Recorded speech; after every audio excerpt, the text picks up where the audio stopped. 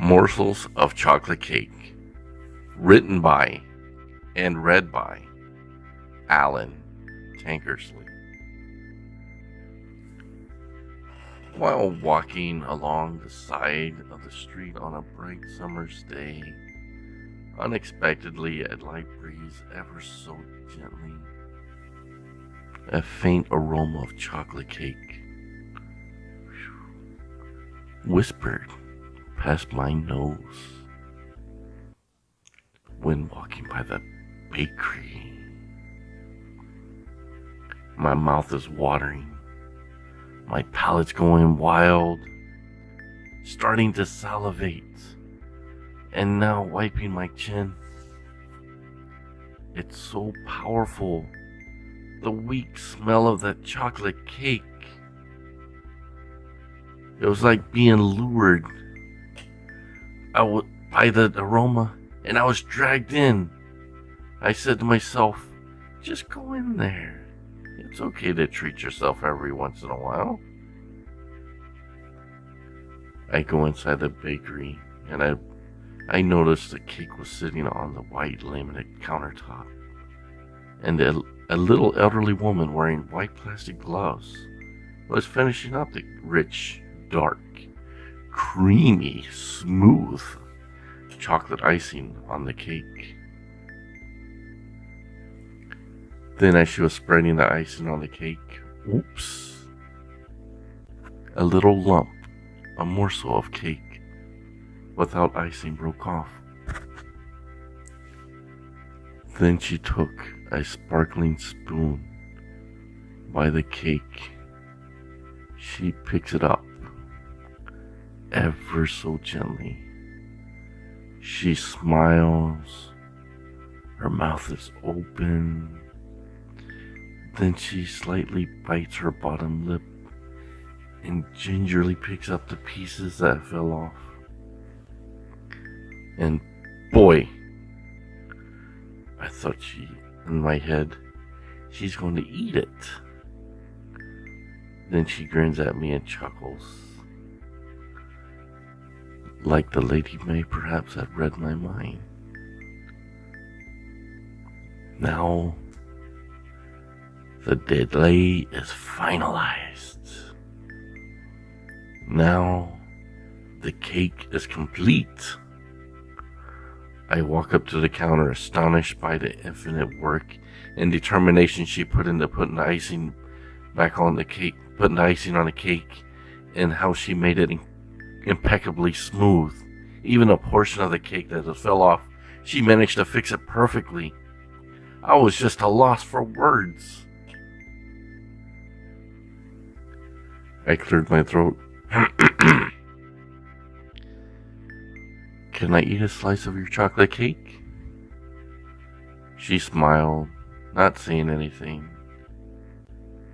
She took out a nice, pure, white plate.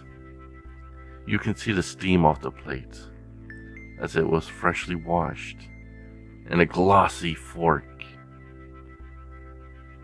She takes a knife, then she commences to cut the cake. Such precision! Her hand, the chocolate icing is melting to the sides of the knife, and she pushed down on the cake, and you can hear a light thump when it hits the bottom of the tray. Then slightly draw the knife out of the cake. Then she takes a pie knife, scoops and pulls the cake slice. Little crumbs fell on the plate from the slice. That's okay. But I noticed that the morsels, they land on the plate, and the cake is so moist that they flattened on the plate. Then, with a delightful grin, she hands me the slice of cake. I didn't say anything else. I'm so happy, so pleased. Just sat on a stool enjoying the rich, moist, and smooth cake. She grabs a glass from the counter, pours me a nice tall glass of milk. I was just thinking to myself, wow, this is the life. The lady was watching me enjoy every bite of the cake, smiling. I was so happy after eating a piece of cake. I even cleaned up the little pieces of chocolate cake that fell. It was so delicious. From my amazement, the lady spoke to me. Her voice was so calm, soft and loving. She said, "Son, I have observed that you ate even the crumbs of the cake that was left on your plate. You cleaned the icing from the bottom of the plate, the center, your fork. You must have really enjoyed it." I told her, "Yes, ma'am," with excitement. Then all of a sudden, unexpectedly, this old man came out of the kitchen, shuffling with a cane, and reached for his lady's hand. And I noticed that his hand was wrinkly. I even noticed that his index finger was missing. The lady removed her gloves. I noticed that her hands, her pinky, it was missing as well. My eyes began to tear up as I see them hold their hands together. The old man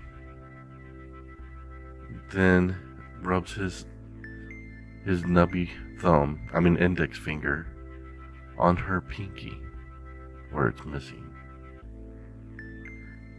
Then looks at me and gives me the strong, stern voice. "Son, when you walked by, I noticed that you were watching the love of my life. She was icing the cake, and a portion of the cake fell off. And there were a few morsels that fell off as well, right?"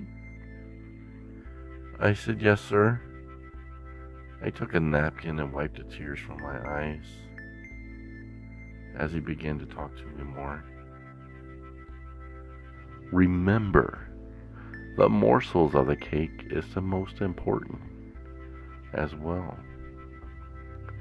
If I wasn't more to say, the crumbs are the most important part of the cake. Because if you didn't have the little crumbs of the cake and put it back, the cake would look dimply, right?" I giggled, and so did the two as well, as he went on to explain something to me. "Son, don't worry about paying for the piece of cake. You made us so happy.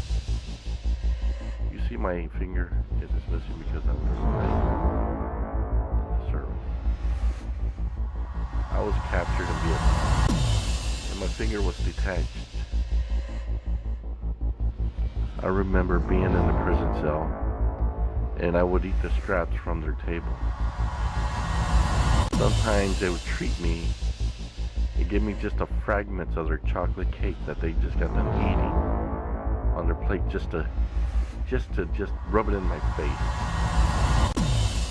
But I didn't take it as a negative thing. I took it as a good thing. Even though they were small crumbs of chocolate cake, they were still chocolate cake, and they didn't realize how much I appreciated it."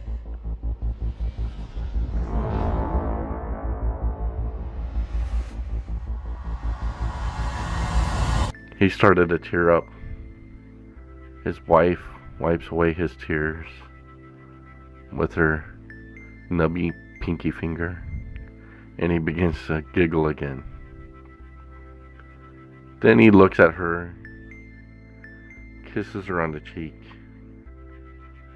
and walks away, both of them, into the kitchen.